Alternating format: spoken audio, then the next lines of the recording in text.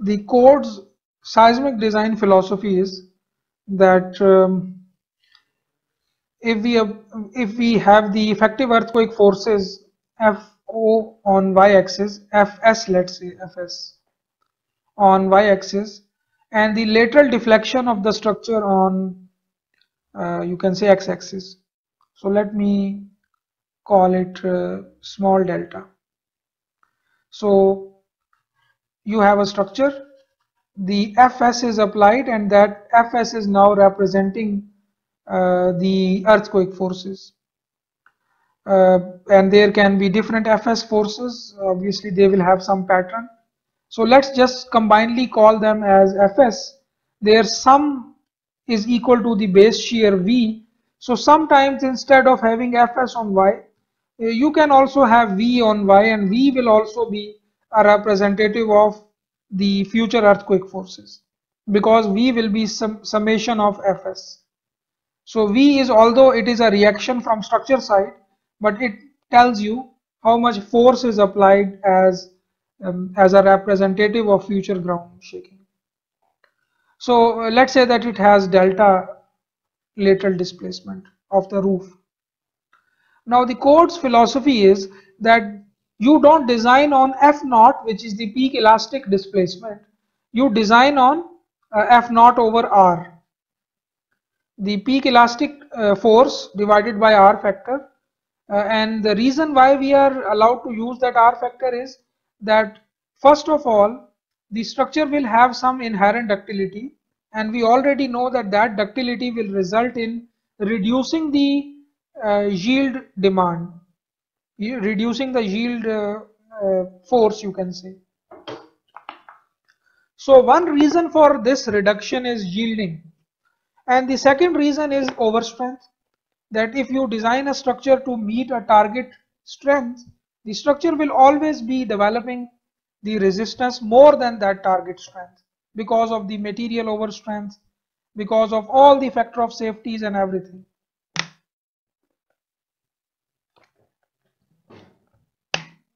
So owing to those two useful properties, the codes allow us to design our structures not on F naught but on F naught over R. Due to, I again say, ductility, and ductility basically results in the reduction in the strength demand. So if the ductility is high, we are allowed to design on a lower force. So ductility is very useful. And second thing is overstrength. You use the nominal strength properties, but nominal is defined as the minimum strength achieved. So if you are saying that your concrete is 30 megapascal, it will always be more than that. So there will always be overstrength right at material level, and then it will go up to the full structure level. So because of these two properties, we have this R factor. So now the code asks us to analyze our structure on these reduced forces. So we don't analyze our structure on F naught, we apply only these reduced forces and calculate the bending moments and shears, and then carry out all the design. So just take two hypothetical scenarios. One is that we analyze our structure at F naught. So basically we apply F naught and we stress the structure, and when the F naught is completed, the structure obviously is linear structure, so it is following the straight line, and it will develop this delta, you can say some delta, and that let's call it delta elastic. Okay. Now we are not doing that. If we would have done this F naught, apply this F naught, and then the structure would have developed this displacement delta elastic. But now we are not doing it. Code asks us to just use these forces, F naught over R. So when we perform the analysis, our structure is basically at this point. So when we perform the analysis, the delta which we are going to get from that analysis will be corresponding to these reduced forces. So that will be delta XE. Let's call it the elastic delta on reduced forces. But you know, the code is not saying that in future design earthquake, your structure is going to experience this displacement. Code is only providing you the reduction factor on forces, and it is asking you to rely on its ductility and overstrength. Make the structure ductile enough so that it can develop the inelastic response safely. So the code's intention is that structure should yield at that point, but that yielding should not be significant, that should not be dangerous. The structure should have sufficient ductility so that it can develop those additional yield displacements safely. So in the real design earthquake, the structure will follow this line. I am just highlighting it now. So it will be, you can say, elastic up to that point, up to which the structure is applied. Basically, this level is telling you that the structure is proportioned and given the reinforcement corresponding to this force, F naught over R. Obviously, first you carry out the analysis, you calculate all the shears and moments based on this point. This is your design point, and then you put all the reinforcement and cross-section sizes.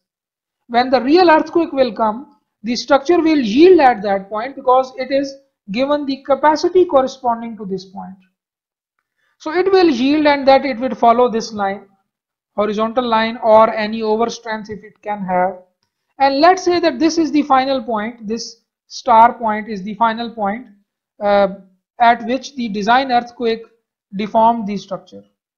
So this double line or solid line, thicker line, is the actual response during the earthquake. Actual response during the earthquake.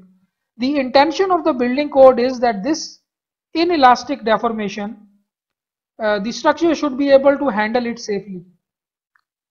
If you can make your structure which can handle this displacement safely, then you are allowed to use that R factor. Then you are allowed to design on lower forces, so you can save some money. Otherwise, there was another option, and that option was that you just design based on F naught. In that case, you will get more reinforcement, more cross-section sizes, but then you don't need to make your structure ductile. But the second option is, the code's option is that you design on F naught over R, but you follow the ductility requirements, confine the concrete, provide the stirrups, ties, their spacing, fulfill all the spacing requirements, and therefore the intention is that you will be safely able to resist the imposed displacement demand. So now the actual displacement which the structure is going to experience during the design earthquake will not this delta XE which the analysis is giving you. It is actually this star point. That star point will basically almost be equal to the original elastic displacement. Although it is not necessary that you will actually reach to the same displacement, which is the elastic displacement, but you will be somewhere close to that.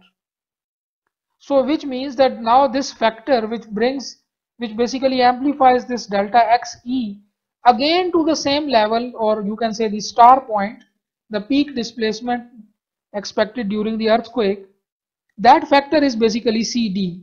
So you have to multiply this delta XE with CD to come up with the realistic inelastic peak displacement during the design earthquake. So now you know the rationale behind using the CD factor. Previously it was not called CD. I said that in UBC 97 you are just asked to amplify the elastic displacements by 0.7 times R. From IBC 2000 onwards, there is a new factor which is called CD, and if you see the values of CD, it is almost close to R, slightly less than R. If you are using 5.5 as R, the corresponding CD will be, I think, 4.5 or 5. So it is close to that R value.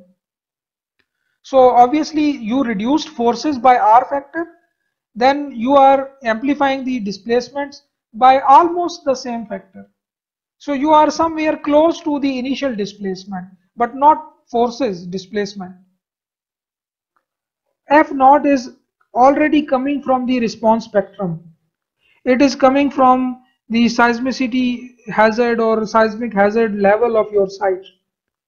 Okay, so this F naught is already the maximum number according to your calculations, that this is the peak force which can be experienced uh, at that particular site.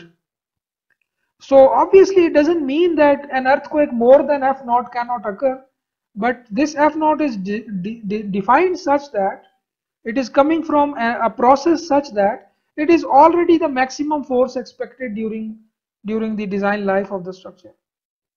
So that's why we are just reducing it. There is a possibility that an earthquake can occur which can produce forces more than F naught, but that possibility will be very less. Design spectrum is the result of a detailed process which tells us that what is the maximum earthquake level which a site can experience in future, and from that response spectrum we calculate this F naught. So it is already a peak number and we reduce based on ductility and overstrength. So if we design on F naught as you have said, then you don't have to pay special attention to ductility, because most probably there will not be an earthquake in future which will produce forces more than F naught. So your structure is kind of designed to remain elastic for whole of the design life. But if you design on reduced forces as the code recommend, then you will have significant economy also, and at the same time you have to make your structure ductile also. So this economy is not, you can say it is at a price of making your structure more ductile.